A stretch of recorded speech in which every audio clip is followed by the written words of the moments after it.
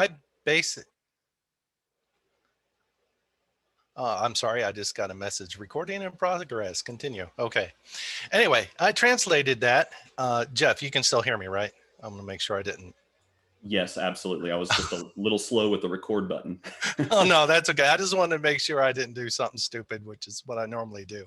So basically, I accepted this challenge and I translated it to I ain't got no money and I lack support from leadership, which unfortunately a lot of people have to contend with. So I want to be covering. Um, Oh, I hit my mute button.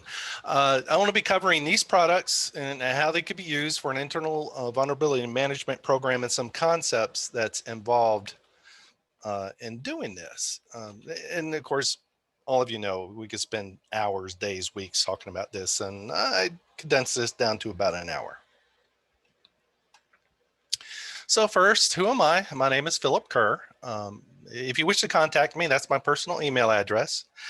Warning, if I get any vendor solicitations to my personal email address, I will block your domains in my corporate servers. So don't do that. But contact me personally.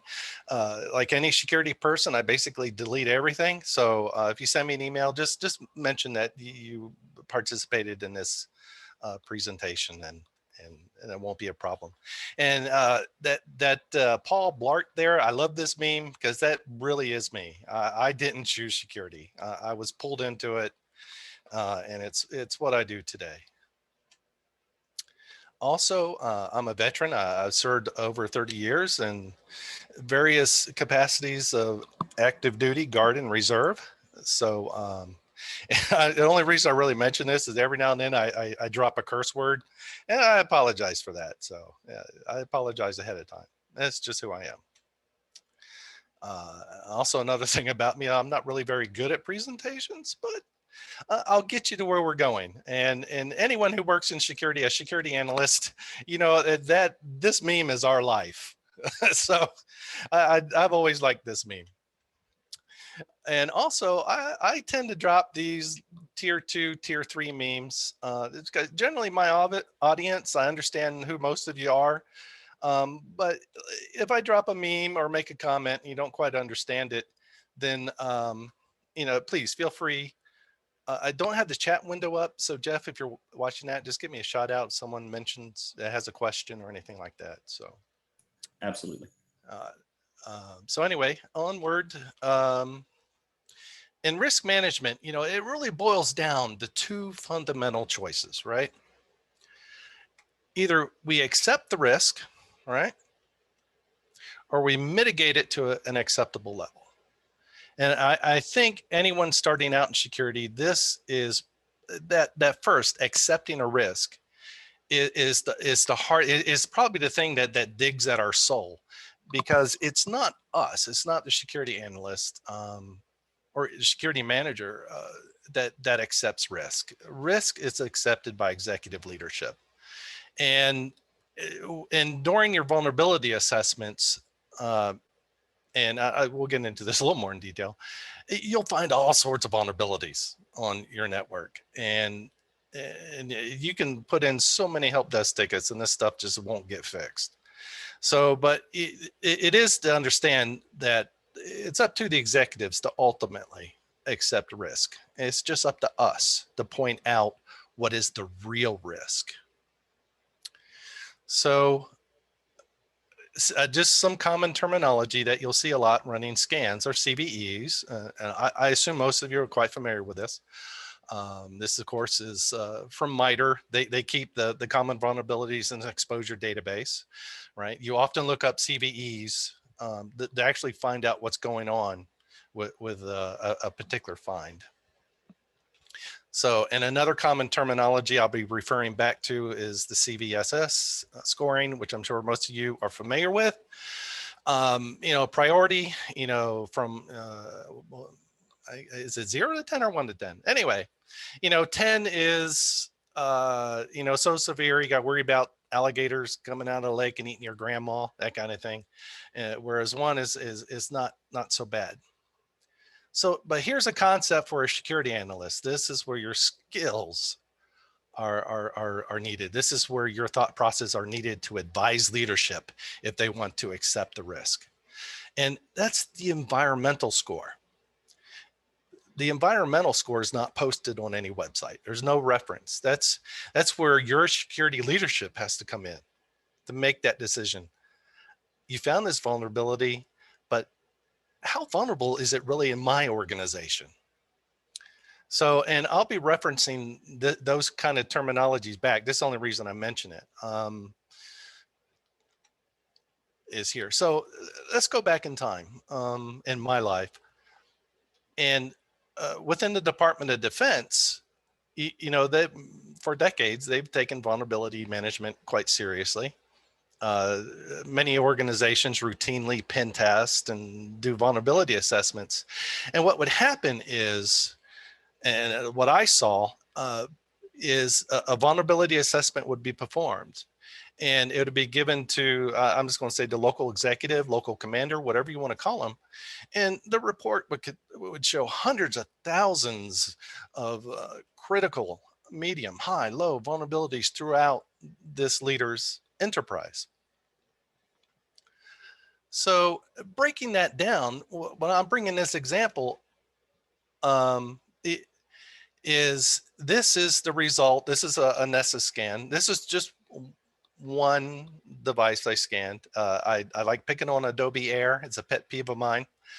But as you can see, you know, according to the scanner, here's this one device with all these critical vulnerabilities. And actually the entire report showed literally hundreds of critical and high level vulnerabilities. So now, as I mentioned, like with leadership and accepting risk, there's something called, I call it risk fatigue or vulnerability fatigue. I don't know if that term is coined anywhere else, but that's just what I call it, is that we keep going back to leadership saying, hey, you got these hundreds of thousands of millions alligators trying to come out of the ocean and eat our kittens, you know, if we don't fix it right away. And we keep telling leadership this over and over and over again. And they just get, and these things never happen. So they're like, whatever. This is the vulnerability security guy. I'm going the other way. So here's a scan that's kind of like that down to the micro level. So one device, hundreds of vulnerabilities of critical, high, and medium level related to Adobe Air. So I'm going to dig down. So how critical is this really? So I'm going to dig down into one of the assessments. And in the red boxes, you see that according to this vulnerability, it allows for the execution of arbitrary code. And as all of us know, that's very, very bad. And bypass cross-domain policies, which can also be very, very bad. So, and if you just go to the right of the red rectangles, it shows the Cvss scoring, right? It shows the base score and temporal scores. It's 10, it's 8.7, right? Alligators coming out of the ocean, eating our kittens, our puppies, and our grandma. So this is really dangerous. And, or is it? So we'll take a look at the solution. Now, and many times in your scanners and other things, it'll tell you what it is to fix. It's just saying upgrade Adobe Air. So that's a simple fix for this one vulnerability. Now, truthfully, as we all know, in this scan, we had hundreds of critical, high, medium level vulnerabilities related to Adobe Air. So in our report we give to the executive, there's hundreds of these vulnerabilities on this one box, which is technically true. But to fix it is a single solution. So how do you report that to leadership? But is this really even critical? So this comes to our environmental scoring, right? I was talking about environmental scores. Let's take a look at the yellow box. The vulnerability information. I said, and that one line says exploit available, true. Exploit ease, exploits are available. And if you read down there at the bottom, it says it's exploitable with Metasploit, a toy that I'm sure all of us know and love. So you take a moment to think, is that score 10? Is that really real? Well, yes, it is. Because exploits are available.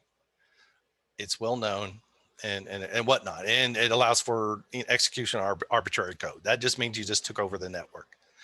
So this is something like you would go back to executive leadership. Hey, this one box has this one application that nobody uses that actually has these very real vulnerabilities that can give an attacker control of the network. This is dangerous. So when it comes to vulnerability management, there's the technology side, the cool side, but there's also, the leadership side of it like that. So let's take a look at another vulnerability that's being reported and in terms of environmental scoring. So if you look at this, it's just talking about security updates for June 2021. That's this month, right? It's a Windows device, obviously. And if you just read the description and the solution that says apply update, obviously this one computer, it was scanned in June before the user applied patches, or maybe even didn't reboot. But if you go to the green box and it shows the Cvss scores, right? 9.8. Version 2 is a 10 score. So whoever came up with this vulnerability and reported it and all this and that, what they're saying is the presence of this vulnerability will likely result in alligators coming out of the ocean eating your kittens and puppies. So let's take a look at vulnerability information down in the bottom right-hand corner. Exploit ease says no known exploits are available. So your environmental score, your environmental CVSS. So no one knows how to hack this. The exploits are not known to be available. So it's not a Metasploit. So if it were hit Metasploit, it'll be known, right? Microsoft is going to know about that. And does it really deserve that CVSS score of a 10 for your on the environment? So again, like going back to leadership, you have two different boxes, but you can only fix one. Which one do you want to fix? This one or the one with Adobe Air running on it? And that's environmental scoring. So this is like, it's all about prioritizing. It's about deciding where the real risk is, right? I'll stop now. Are there any questions about what I talked about? Anybody have one? I'm trying to find my chat window. I'm never very good at these things. Jeff, do you see any questions or anyone typing? No, I think you're good to move on. Okay, so that's just a risk man. And I mean, we can talk about, I actually do vulnerability assessments. I was fortunate with the Department of Defense. I was sent to some private training with Microsoft many, many years ago. And it's all about those residual and environmental scores. It really helps prioritize what you hit next. And what I'm going to do, I'm going to move into the tools that you can use to help start a program. Remember, my perspective is quite simple. Small to medium business, and I got no money, but I got to protect my network. And just open source platforms, I probably shouldn't have called it that. Many times products are made available for free, but the code, source code is closed, blah, blah, blah. Anyways, always think like an attacker, get good. So these are the tools attackers use, so you might as well get good with them as well. And the first one is Openvos. I'm assuming most of you probably heard of it. It's a product, it's actually owned by Greenbone Networks. And they've been trying to rebrand Openvos. They call it the GVM now, the Greenbone Vulnerability Manager. So, and what I did, I'm just going to give a little demonstration of installing and using this particular product on Kali Linux. So, because those of you probably like using Kali to do your job, and there's a lot of confusion about how to, you can't install Openvos, you install the Greenbone Vulnerability Manager. So anyway, a typical app install, not a big deal. And then once you install it, you do the GVM setup command, and then you only do it the first time, and it takes forever to finish. And of course, Kali doesn't allow the network stuff, the start at boot up and whatnot. So you need to start GVM and stop it, with a reboot. And because of that, it won't keep its signatures update. You just do that command, that GVM feed update, and it'll keep you can call them signatures, or you can call them plugins, whatever. It'll keep it up to date. So, and I just grabbed this screenshot. When doing the setup, as you can see, kind of the bottom line, it says, please note the password for the admin user. So it creates a username admin, right? Who would have thought of that, right? And that there's the password. It's between the tick marks. It begins with 7 and ends with a 6. So you want to copy that down somewhere. Now, this product, much like some of the other products I'm going to go over, runs as a service on the box. So here you are logging in, Kali Linux browser. I'm sure you recognize it across the top.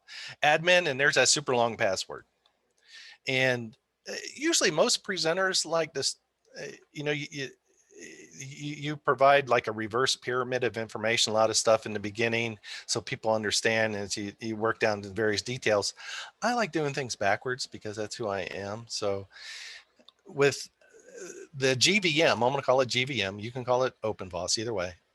With GVM installed, you log in, and probably one of the things you want to do, and we'll talk about it later, is set up credentials under configuration. And really the best way, the one thing I don't like about a lot of open source tools is that they tend to be a little clunky. They're designed by people who love using CLI. But under configuration, you create a new credential, and with domain admin privileges. And the important thing, especially when dealing with these products, you always have to, under username, you have to put in your NetBIOS name or domain name / the domain admin account, and then the password. So, and this, just for this demonstration, I created a credential named Scan1 and click save. So you go over to the scans tab to create a new scan, right? It's simple and intuitive. You give the task a name, which is actually a task is your scan job. And I'm going to get the next line down. It says scan config, full and fast. I'm going to get into scan configurations or policies, which is, I think, a better term for them a little later on. You put in your target, you tell it to start immediately, or you can schedule it. This is a powerful tool. And then you select whatever credentials you want to use. If like a Linux box, you're going to scan it through SSH. So you want to make sure you have sudo privileges with that account. It can even be used with a key, and then SMB credentials, which is what you saw me create there, Scan1. So, and then just click create, and it'll kick off immediately, and you'll see it. And one thing that's pretty common about most scanners, if you've never used one, is that you can review the report while the scan runs. Just in this screenshot, I'm at 62%. Right. So, and then when it finishes, it gives you kind of an overall severity score, a CVS, based on the things it found. And in this case, 9.3. So if it must have found something it considers to be pretty big. And you can go through the reports. And the one thing I kind of like about Greenbone, remember I talked about CVEs. So if you look across the tabs there, it lists CVEs that it found. You can reference that, and in doing your analysis, like I've done before, is something really that critical? You need to know the CVEs. You need to go to them if you need to research, if you're not going to patch them. So looking at that first vulnerability, it shows Windows iExpress untrusted search path vulnerability. So there's going to be a CVE associated with that. You can look it up. And but what I'll draw your attention to is that little widget next to it. With Greenbone, that wrench with the rolling circle around it, that means there's a workaround available. If you can't fix it, there is a workaround for it, which is good to know. Whereas the next line down, that Nmap denial of service vulnerability, you just have to patch it. And I want to draw attention to one of the things I was talking about before. If you look at the last high A CVS score of 7 or higher is considered high. 10 is critical. That last one high is for Oracle VirtualBox. For a signature, related back to October 2020, and just 2 lines down from that is the Oracle VirtualBox security update for April 2021. So that's kind of indicative of what I was talking about before in your environmental scoring is with these scanners, all you got to do is update Oracle VirtualBox, and both of those problems go away. And I'll show that to you later in the reporting. But that's just an example of that. And you need to learn, in your reports, or even if you're the one making the decision, what should be fixed first, uh, you know, what one fix takes care of multiple vulnerabilities. So anyway, just digging down in that one, it displays a summary of what it found. Detection result, that's your repudiation, because we all know that look that sysadmins give us when we say they need to fix something, right? So according to the scanner, it detected that what's installed is version 6.1.4.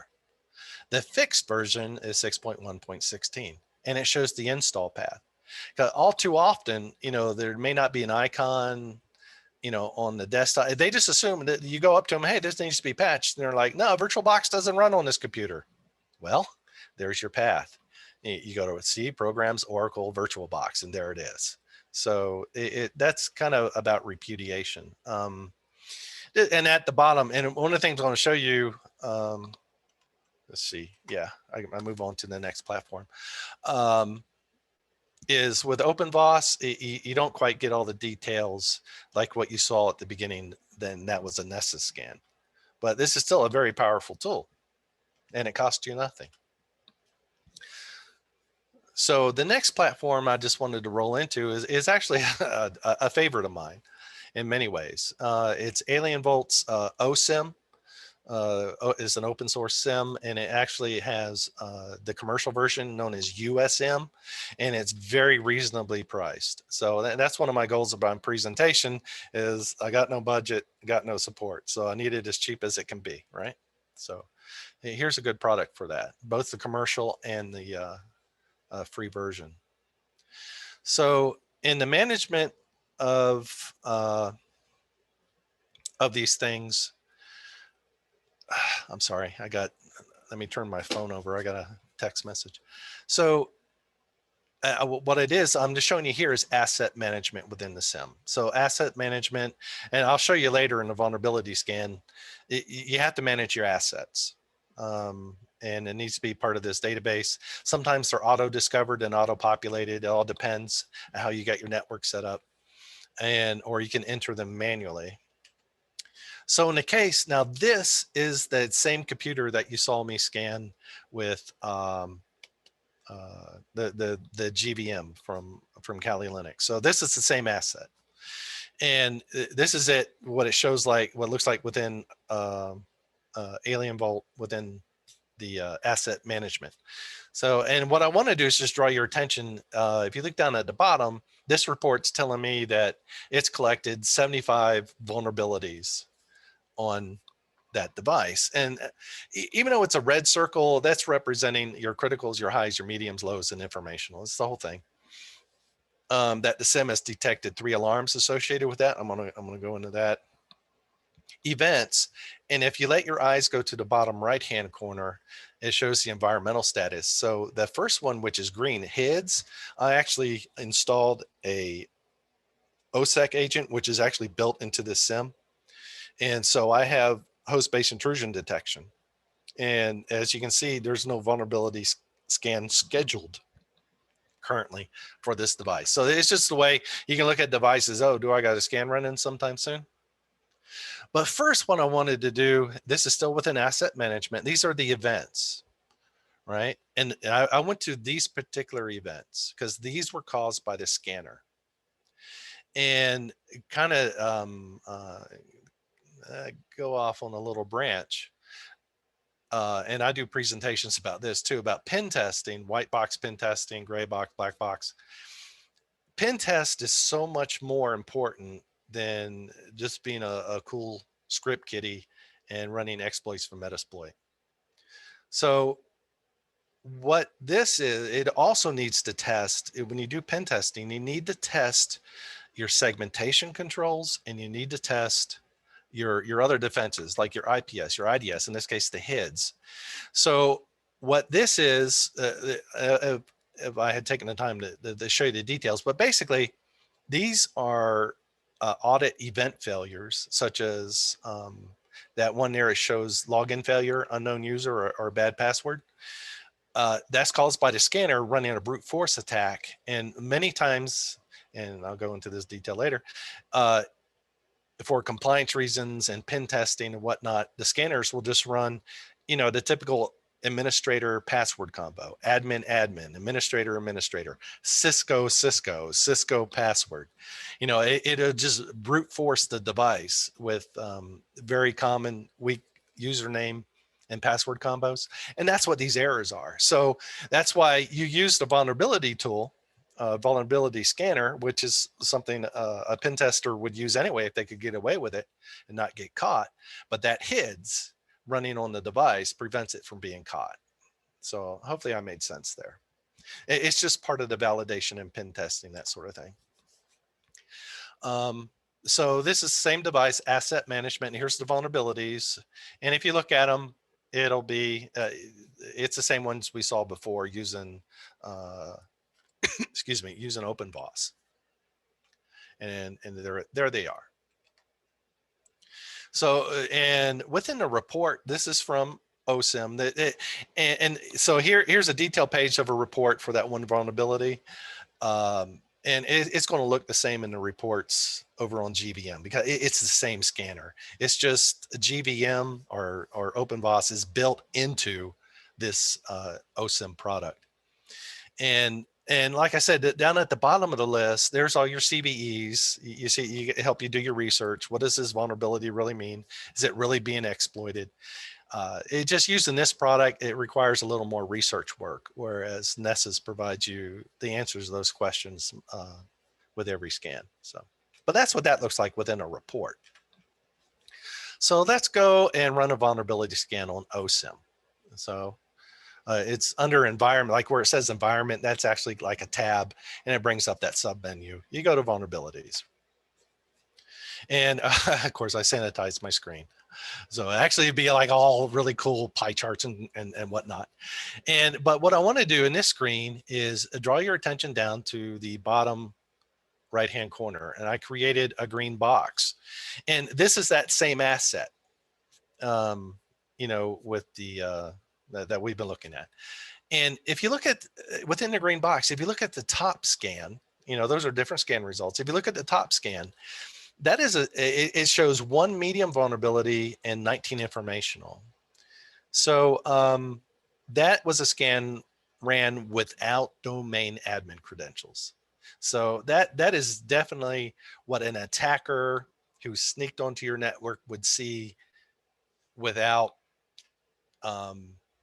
trying. And the next one down, our vulnerability was ran with domain admin credentials. Because domain admin credentials are needed to start the remote registry, check for patches, and do the different tests that it does. So lots of times a basic vulnerability scan will not have admin credentials, whereas your more vulnerability management scans, compliance reporting requires that you use credentials. So anyway, let's go to settings. And this, I'm referencing back to GVM. So just looking at the red box, remember over on the Kali version, I created credentials. Well, you do the same thing here. And intuitively, it's basically the same thing. So there's a red box, and I created a credential I called web server SSH. So naturally, I'm going to use those credentials to scan my web servers. And within the green box, I just put in domain/username as a reminder if you're doing Windows boxes. But in this case, we're not. I'm actually going to use a key pair, and you choose the file and you put your key in there. And you click create credential, and it pops into that box just, above it there where it says credentials. And I cut out the names. Within the black box, at least with this product, but it lets you do it, allows you to test your credentials. So within that black box, if I click one of those little funny looking pencil and paper icon, it'll pop up a sub menu, and I enter a target, and it will test those credentials against that target. Because you don't want to start a scan and had entered the wrong password in your domain admin, and your domain admin account's locked out for the next 13 years. So that's something to watch out for. Now, this is something that's unique to Osim, the blue box. And what that will do is Osim will create, we're talking about managing vulnerabilities. It will automatically create service tickets for every vulnerability it finds, and you simply pick a level. It says vulnerability ticket threshold. It says low. Yeah, you're going to get a lot of tickets, and I'll show you because I did that. But you can change that. You can change different levels or just turn it off, and then you can click update on there. So just talking about tickets, part of your vulnerability management system, you got to have some way to track them if they got fixed. This is an extremely noisy way of doing it, but it is a tool that's available. And I just wanted to show you that's what this screen does. Under analysis, you see all the tickets that was created automatically from the vulnerability scanner. So, and you can imagine if you have that one device with hundreds of Adobe Air vulnerabilities, you just created hundreds of tickets for one device. So that's one of kind of the setbacks of using a lot of these tools. They could be a pain. But let's go ahead and start a job. We're back over in environments in our vulnerabilities. And I just want to draw your attention to the bottom right. You see I made a green rectangle, and you can click the yellow circles and just restart a scan you previously run. Or if you wanted to view, you see a little the green rectangle kind of kills HTML, but it'll produce an HTML report, a PDF, or a spreadsheet, or you can just download the whole thing. So, but I'm going to go ahead and click on new scan here, right? Create a new scan. And you can give scan jobs a name. I just, in this example, say my HIPAA VLAN. I don't deal with HIPAA, but so I got a HIPAA VLAN I'm going to scan. It says select sensor. Now, since this is OSIM, you could be in a distributed environment, or you could be in an all-in-one environment, just like Security Onion. So you can either select the sensor you want it to run from, do it manually, or whatever. But actually, when you create an asset, they say you create a network asset, and it's at a remote site where you have a remote sensor. Lots of times that when you run a scan, it'll automatically grab that remote sensor to do the scan and then report back to the mothership. But anyway, profile. Now, where it says profile, just for giggles, I chose the ultimate full and fast scan, including destructive test. That is everything. That's the I don't want to work here anymore. So I quit. Put every private IP address in as your target, and hope they don't call the cops on you, because you will bring down the network. But schedule immediately. Actually, under profiles, you have different selections, just like we saw before with GVM, full and fast, full and slow. In this case, full and include destructive tests. And you can create to a limited basis, create your own profiles. And I'm going to go into that in detail a little more with the Nessus scanner, because it's just more intuitive. And you just got to understand the basic concept, and it kind of translates to the other platforms. So anyways, in advanced setting, that's where you could select the credentials you created. If it's a Linux server, you're probably using SSH credentials. Windows, SMB. Drop down menu, if you created it, there it is. If not, you gotta go back and create it and redo the scan. It'll send an email. You can turn that on, assuming you have the SIM set up to send emails and to what users, et cetera, and exclude ports. So now when it comes to selecting targets with GVM, you can just ad hoc it. When you set up a scan, you just put in an individual IP address. It doesn't matter. You just start the scan. But with OSIM, you can only select targets from your managed assets. Remember, I showed you the assets page earlier. And those are drop-down menus, and typically you normally scan subnets at a time. So you just create network objects, and you can just select it from the menu. As you can see, I sanitize mine just so I can show click save. Any questions?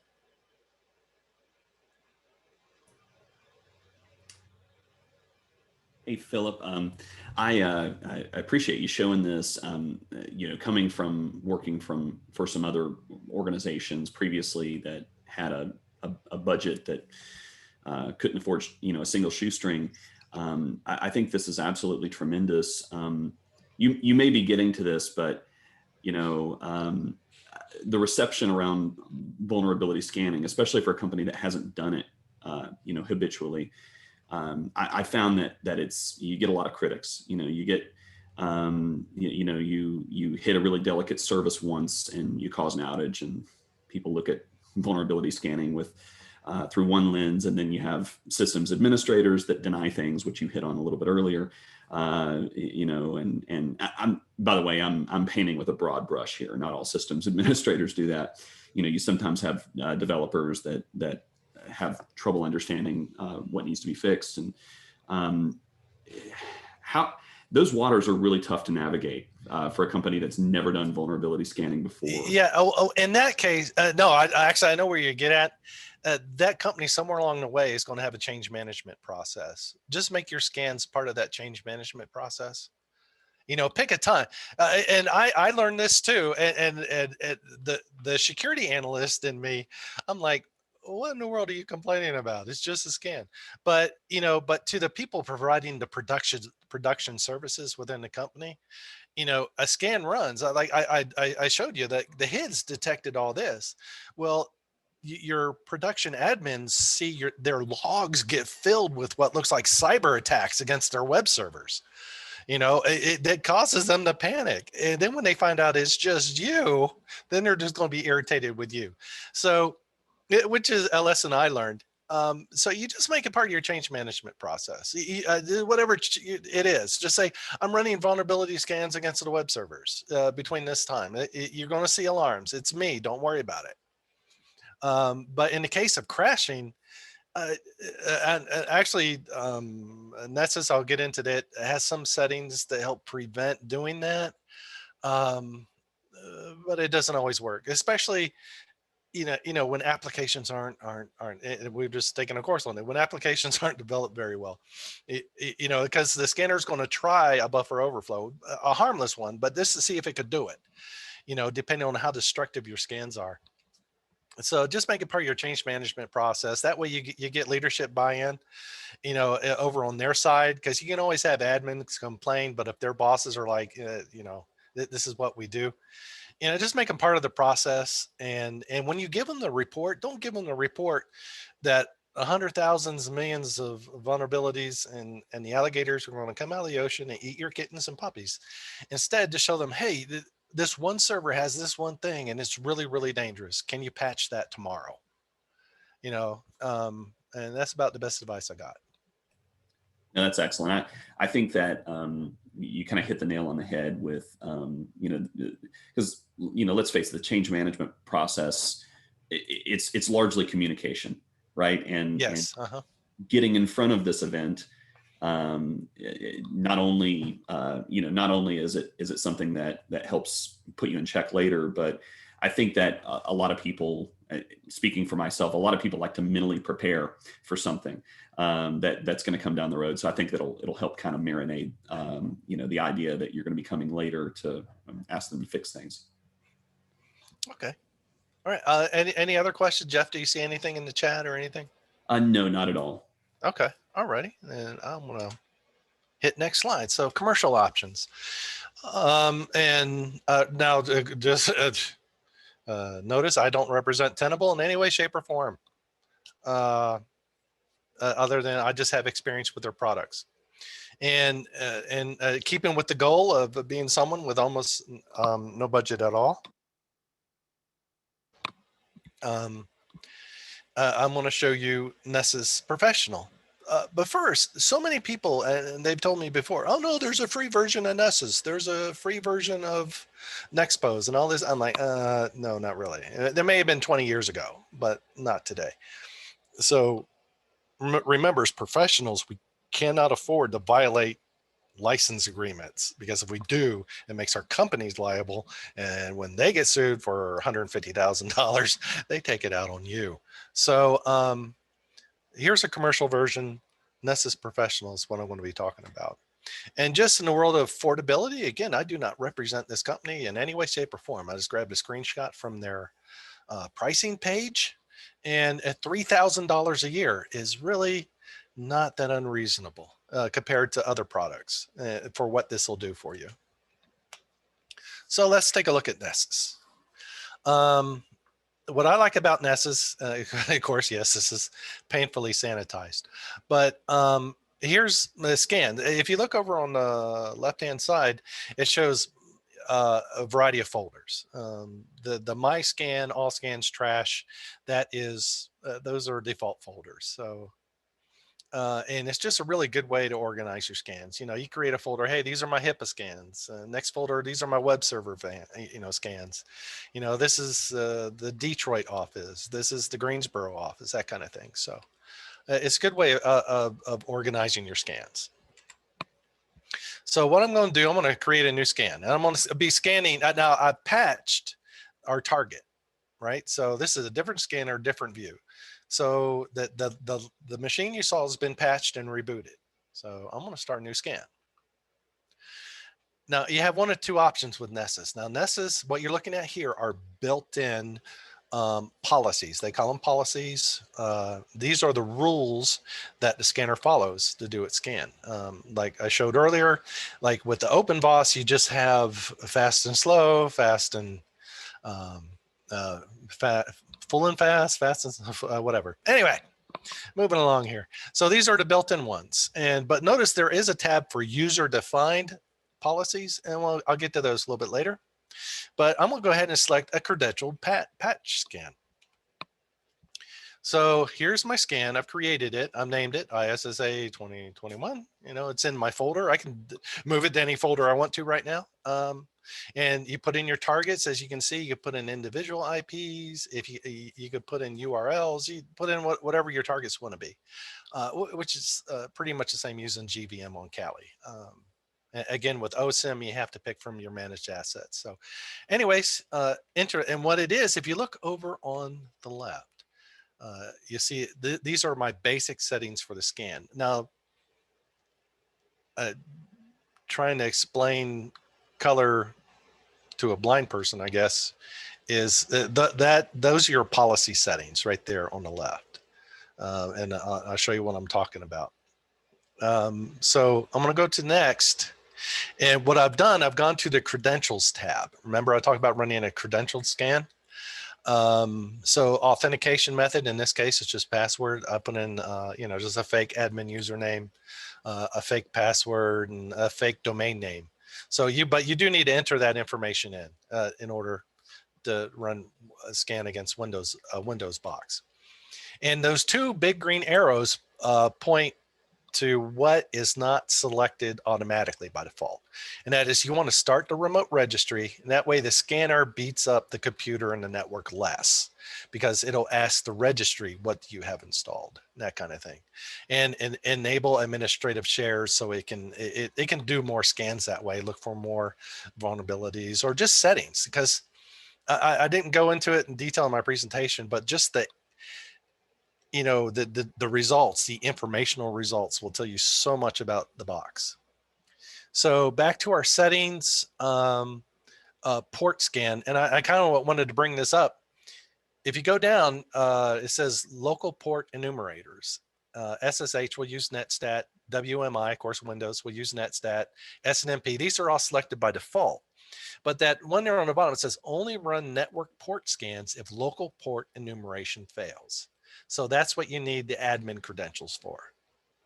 So instead, WMI will run a netstat, and in your report, it will list every open port and what processes that it's supporting. So all that's selected by default. I just wanted to show you. That's why one of the reasons we use admin credentials.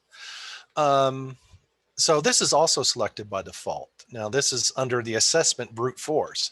Remember I showed you before over on Osim, within the HIDS event logs, it shows that a brute force attack was ran against admin and administrator and Cisco and this and this and this.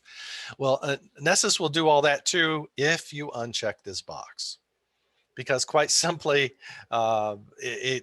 you never know what you're going to lock out. So that's why you don't want to do that. However, I think HIPAA, I know PCI, I'm a certified auditor. PCI requires brute force attacks. So, and so, you just be careful turning that on, because you will lock out accounts that maybe administrators are using and shouldn't be. That's an argument with them, but it will lock out accounts. Next, under advanced setting, I'm just like it comes up with all these defaults, but I'm going to custom, because I'm going to show you what I'm turning on. So stop scanning hosts that become unresponsive, because there's nothing in the world worse than scanning your network and some user shuts off his computer and goes home for the rest of the day. Your scanner will take forever to finish. Scan IP addresses in random order. And Jeff, you mentioned earlier, about, blowing up production networks. So as you know, a production network, most of the time the servers are running clustered in some way or another. So if you scan IP addresses sequentially, which is what we will do right now with that unchecked, a cluster may have sequential IP addresses. So you're going to put all the production servers under maximum load, and it won't be able to do load balancing as effectively. So that's why you turn that on. That's what I'm saying. You click scan in random order. If a host becomes unresponsive, just ignore it, and we'll scan it next time. And then slow down the scan if network congestion is detected. If you scan over site-to-site VPN tunnels, you got to turn that on. And I'll get into this a little more detail later, but that's the #1 way for a security analyst to become enemy #1 to the network engineering team. And I'll go into as to why. So I clicked saved on all that. I created my scan. I clicked there's a little arrow, just click play. Scan starts, the little green thing. Hey, it's running, right? So, and two of the things I look for when a scan finishes is one, SMB login possible. So in other words, the credentials I supplied were successful, right? So I was able to log in. That's what that's telling me. And that it was able to start the remote registry, because I need to do that for patch results and that sort of thing. So, and you can do that while the scan is running. You give it a few minutes, but while the scan runs, it keeps on propagating a report with findings. So the little checkbox means it's finished. You saw that scan on that one computer took 10 minutes. Here's the results. Now remember, this is the same computer we were looking at before. It didn't say anything about Office 365 unsupported channel version detection. So that's why they often McAfee. Now, if you remember, the other scanner was saying it was Windows Defender that was broken. This one's saying McAfee's broken. Which is broken? And that's why you have to do your research. I mean, is this a false positive? Is McAfee even on the machine? Why does it think McAfee's there? I thought we were running Windows Defender. It's that kind of thing. And that's why I set up this test box. And yes, all those vulnerabilities were there before. It just weren't detected. And then you just just dig down at kind of like I showed you the example of detailed reports earlier. One of the nice things about Nessus, like let's say you just scanned an entire VLAN of 100 web servers. So under remediations, it'll show you, hey, if you just apply that McAfee fix, which is pushed from a centralized server, you just corrected 200 vulnerabilities. So it's just kind of a nice thing, to get the most bang for your buck, so to speak. And I know I'm running out of time, so I'm speeding up.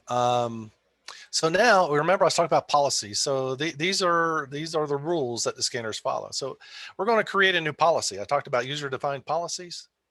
In this case, that might look familiar to you. So what you're doing, you're basically grabbing one of the built-in scanner policies, and you go through and you configure it like we did in the scan. We kind of do all these kind of the same things, and adding the credentials and the different settings to slow down and whatnot. But here I chose the plugins. So your plugins are your individual signatures. Just the top one, I can't pronounce it. Those local security checks, it shows it has over 5,000 different signatures that it runs. So let's say I'm creating, I know these devices are not on my network. I know Junos isn't there. I know I don't have NetWare. I don't have any Palo Alto equipment. I don't have any SCADA. So I could just disable all those signatures all at once. Because if the scanner doesn't know what it sees, it will run all of these against it.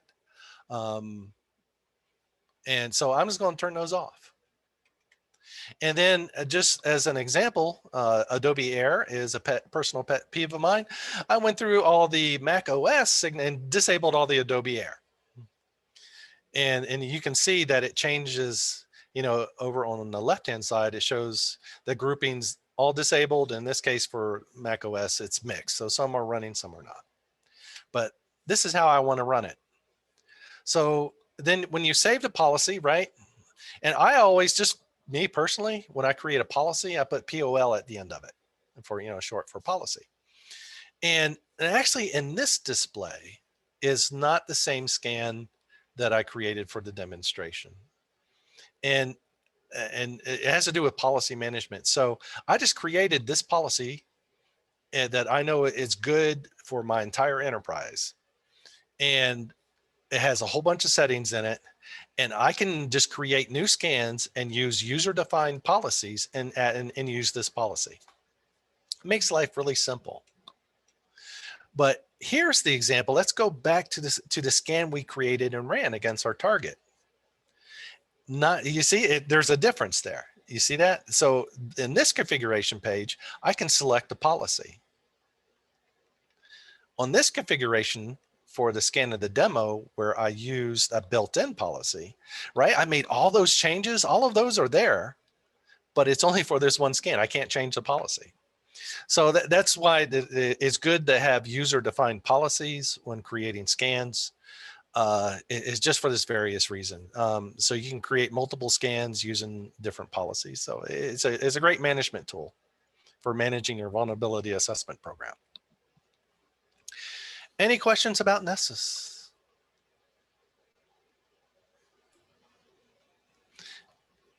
And of course, I said I had this going for less than an hour, and I'm wrong once again. All right, so I want to move on. Deployment of your vulnerability scanners. This is where it's really important. Jeff, this is one of the ways you become an enemy to your production peers. So in this little picture, what I have, let's say you have a central office down there at the bottom. That's your central office. You have your Nessus or an Osim or GVM installed there, whatever your scanner is. You have it installed there, and you have two remote offices. Now, a scan consumes connections across that VPN tunnel. And this is something security people may not be aware, because it's something your network engineers take care of. So like I'm just going to use Cisco, for example. So you have a Cisco firewall at the mothership, Cisco firewalls at your remote locations, and the site-to-site VPN tunnel runs through it. Well, your licensing only allows for so many connections. And you would think, well, it's a small office, only has 10 users, so I'm going to get the cheap license for 120,000 connections, right? That's no big deal. And a connection, especially with Cisco, by default, a connection is good for 1 hour. So you might ask what a connection is. So basically it's measured at layer 4 of the OSI model, right? Source IP, source port, destination IP, destination port. So like if you're at the home office and you access a web server, internal web server at a remote office, you open a browser, you go to that website, and you open 4 tabs that all go to that website. How many connections have you just created through your firewall? You just created 4, because each one of those browser tabs have a different source port. That's why you can have different pages and is able to communicate. That's how that OSI model works for different connections. So now imagine a scanner who's going to scan over 65,000 ports per IP address. Remember when they bought the license for 150,000 connections and every connection is good for an hour? You can see how quickly you can crash your remote websites. Your backup guys are going to hate your guts because their backup job's never going to run. They're going to fail. So if you think about it, like I said, if you're there at the home office, you open a web browser, you open up 4 tabs, you go, to the website remotely, and then it's lunchtime. So you go ahead and you close the browser and all that stuff. You go out and go to lunch, come back, 45 minutes later, that firewall is still keeping that connection alive. So it's supposed to speed up. We can talk about that later. It's a totally different topic altogether. They're there for a reason, and by default, they live for an hour. And network engineers can change it. I think Apache recommends 5 minutes, their connections minimum. So anyway, that's network engineering. That's another discussion altogether. So this could be very, very bad. This configuration where you're just running one scanner, a mothership scanner to your remote sites can be a very bad situation. So how do we solve that? Real simple. You deploy scanners out to your remote sites. That way you don't transverse those site-to-site VPN tunnels. Nessus, I chose as an example. Remember I said it was about $3,000 a year, right? So now 3,000, that's $9,000, right? We got 3 deployments of Nessus. And when you start getting up to that price, you can look at higher end products. I'm going to talk about Tenable.io, which is the same company on the screen. Pricing totally different, and much, much more capability. But is this affordable for you? Maybe you might want to go get a quote for Tenable.io and then realize, oh my goodness, no, I'll just stick with Nessus. I mean, you never know. But the big thing here is it lacks centralized management and reporting. So remember when I talked about creating policies within Nessus? You got that one policy you created to rule them all. Well, now you got to create it. They're different. You have to create them at different locations. So that's just something to think about in deploying a vulnerability scanner. But the most important part is watch out for those site-to-site VPN tunnels. So here's an example using GVM or Openvos. Again, it's the same problem that lacks the centralized reporting and management. You have that problem. You have to create individual scans on every manager. It can become tiresome, but it is affordable because it's free. And GVM actually runs quite well on Hyper-V. So, or ESXi, whatever you want. And you can do it that way. Now, Osim that I showed you, it's affordable. It runs very nicely on Hyper-V. But this is the best one. Down at the bottom, Active Directory integration. The other products I mentioned, it won't integrate with your local Active Directory LDAP structure. But Osim, USM will. USM being the commercial version of Osim. It does have some built-in features that are very important for compliance, but other than that, and it's very, very cost effective. AT&T owns it. But anyways, it does support centralized reporting and management. And what I mean by that is when you deploy Osim, it's also a NIDS. It has HIDS and all that good stuff. But you would deploy the all-in-one, the manager there at your home location. And then when you install Osim out in the remote locations, you just tell them that they're sensors and they report back to the mothership. And you set it up that way and it works quite well. And what's nice about this, remember I was talking about asset management. So let's say I create a network object and I know it's in city left network environment, city on the left. And then I can actually assign through asset management that my remote sensor out at city on the left is where that network resides. So when it runs a vulnerability scan, it'll run it locally from the sensor at city on the left and report the findings back to the mothership. Any questions?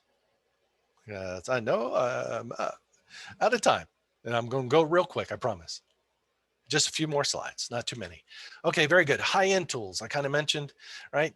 We ain't got no money, but these are something to look at. Nexpose, you see it's owned by Rapid7, an organization we all know and love. What makes this thing awesome is that it does integrate with Metasploit, and it's right-click attack. So when you tell the Exchange administrator, hey, you got this super duper vulnerability on your email server, they look at you like that. That's how they look at you. And then they're like, no, it doesn't exist. Right-click, launch attack. You have a CLI with admin access, real easy. So it's a real cool product. I used it in the past. It's evolved over the years. Real good product. Tenable.io, I mentioned that. Like if you have, some of you are probably thinking, well, what do I do about my remote agent or remote products or remote clients? Excuse me. Tenable has agent-based solutions, ASV scan for those of you who have to do PCI compliance, this and that. It's the same company of Nessus Pro. It's just lots of times it's out of budget reach for small and medium-sized companies. The next one I know absolutely nothing about, and if any of you know about this, I would love to learn more. The Microsoft Defender for Endpoint. It says it does threat and vulnerability management. It's something I haven't had time. I've just learned that it does it. I want to learn into it.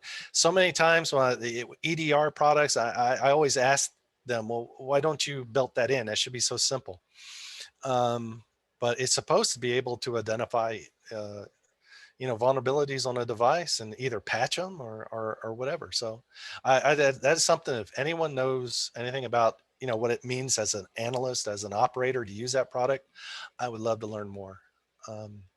Real quick, you can't forget about your web servers, things that face the internet. Burp Sweep is built into Kali, and probably most of you are kind of familiar with it. I'm not a big fan of Burp Suite. There's another one, Postman. In order to be a good attacker, you need to be a good developer, and these are tools used by developers. So, but it is used for analysis. This is the one I know and love. This is the one I use. It's by OWASP. I always called it the Zapper. I think its formal name is ZProxy. And kind of long story short, it does put up those little colored flags. There's yellow, that means a low alert. Orange is medium. Remember, we're talking about environmental scoring. This is internet facing. Just as a general rule of thumb, and definitely when dealing with compliance, anything with a CVSS score of medium or higher is a no-go. It's non-compliant. It's dangerous. Get it off the internet. ZProxy, you can use it. They have what they call as a HUD. It puts up a heads-up display on it. You can launch attacks. You can do passive evaluations, which is what actually this is here on the screen, and whatnot. So it used to be part of Kali Linux, but it isn't anymore. You have to run it organically, and it requires Java. It's kind of a pain in the butt. Anyway, finally, facing the internet, SSL Labs. That's the end of my presentation. It's a good way to test your your certificates on your web server. So, any questions? I'm done.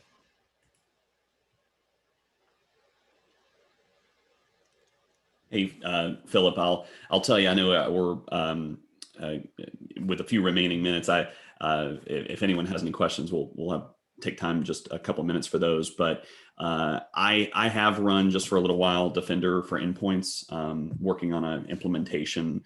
I will tell you, it's for the clients that you actually can install that agent on. It works pretty well as a vulnerability manager. One of the things that, and again, it had a lot to do with the environment I was putting it in, but I didn't feel like it was an all-encompassing vulnerability scanner, because it doesn't pick up other things that are not Windows or that are not running the agent on the network. And hopefully they'll change that. But if it's a shop that's 100% Windows, it seemed to work really well, and it picked up some vulnerabilities for third-party products, things like that. In the situation I was in, there were a lot of devices like really old Cisco iOS devices and things like that that wasn't in the purview of Defender for Endpoints. Just items on the network, nodes on the network that didn't run the agent. Okay. Yeah. No, it just finding a really good EDR is something I've been looking for a long time. So, but anyway, thanks for that information, Jeff. Anyone else have any other questions?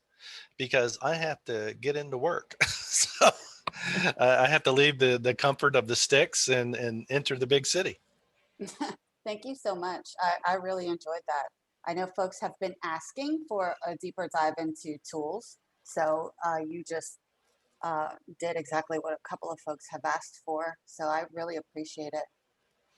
All right. No, and thank you, Evelyn. As always, it's fun to be. I know I'm not. I mostly because of the pandemic, but haven't been active with ISSA as much as I like.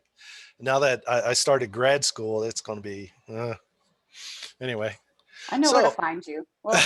yeah, you can always find. Actually, yeah, you know where I work. I do. I Yeah. can't hide to save my life. Mm-mm. I'm just so delighted that the new Indian restaurant opened up down there towards High Point. I'm like, oh yeah, because my favorite one shut down. They're under new management now. So Yeah, we managed to go before they shut down. And Philip can teach you about Indian food, oh, which I needed help. So uh, so anyway, I guess if that's it, I got to get into Quick work. question. Yes, sir. Um, so some organizations have problems with IPs like subnet sprawl and governance. Do you have any recommendations for best ways to discover some of that shadow IT, or even, undocumented, like through change management processes, subnets and systems that are being spun up without greater awareness? No, yeah, no, I know exactly what you're asking for. My best advice is become the hacker you always wanted to be. Run Nmap, uh, scan everywhere. Like within your NIDs, look for source or destination IPs that you weren't aware of. Assuming you run NIDs, NIDs of some type. Um, or sometimes just ask the network engineers for a copy of the routing table to show IP route from their core switches and routers. And then you can see that, if it allows for routing of the traffic, scan it, see if there's something there. But no, I know exactly what you're speaking. I deal with it all the time. I'm fortunate. I actually come from a world of network engineering. And so I have unusual access that most security people don't. But I mean, that's what the network team will make changes, and I either stumble across them, or I see the change control, or I hear the conversations, or, something like that. It's just, I understand the frustration you're talking about. Yeah, and a lot of this is virtual now too. So like even in your virtual data center, changes to VNets, et cetera. So it's not all in the physical realm either. So it just within your change management process, always make sure, like, let's say you're running Nessus, from because Nessus is just an installed service, say on a Windows server. It just that IP address to have, no matter what the firewall, no matter what the rule, no matter where it goes, that one device on your network has to have access everywhere. So just follow your change management process. And then from there, if you're running Nessus, they actually have a simple discovery scan, and you just run against different subnets or VLANs that you think exist, and see if they're really there or not. And you could find yourself in a situation where administrators are deliberately blocking the scanner. I've seen that. Remember, so if we go back to the early slides about a risk and acceptance, you either accept it or you mitigate it. Well, those administrators just accepted a whole bunch of risk. And that's how I look at it. And maybe because I'm old and bitter, I don't know. But yeah, it's just, always work for cooperation, communicate, follow change control processes. But sometimes even that doesn't work. And the leadership's not in place to step in to make it work. So it's just, hey, they accepted you know, next time ransomware runs across your network and it happened behind a VLAN you didn't know existed, you know, that's it's the sad truth is it's not your problem because they blocked you. You couldn't do your job. That's about the best advice I got. Of course, it doesn't buy to anyone's career, but at least it helps you sleep at night. But no, I know your frustration. I understand it completely. Always communicate, follow change management processes. And when it comes to discovering devices on the network, just become the hacker you always wanted to be. Well, Philip, thank you so much. I really appreciate your time today. We're going to let Philip get into the office, but again, as a very busy person, Philip is, we appreciate you spending some time and sharing this with us. I can speak from experience that companies, especially if you're involved in setting up a security program, having a good lay of the land and visibility is so important. And I think this is a really, really meaningful topic for a lot of us. Really quickly, there's a Thursday evening end of conference event. If you plan to come or you want to come, RSVP for that. The link is in the chat. And then we have Red Hat in about 2 minutes is going to be giving a Ansible workshop. And so that's getting started now. Evelyn dropped off to get that started. But anyway, hope to see you there. Again, thank you all so much for joining us. And thanks to Phil. He had to drop off, but thanks so much to Phil for leading us through the session. Talk to you soon. Thanks.